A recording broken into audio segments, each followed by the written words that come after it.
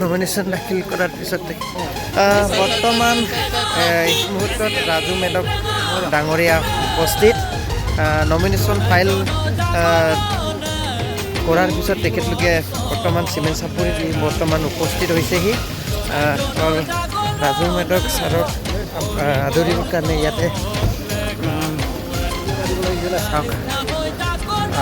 বৰ্তমান চিমেণ্ট চাপৰি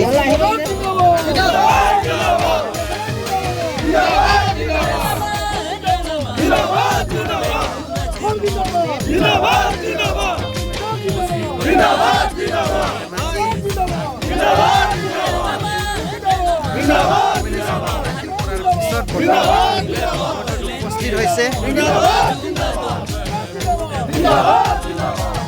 বৰ্তমান কংগ্ৰেছ কাৰ্যালয়ত বৰ্তমান উপস্থিত হৈছে তেখেতে নমিনেশ্যন দাখিল কৰাৰ পিছতে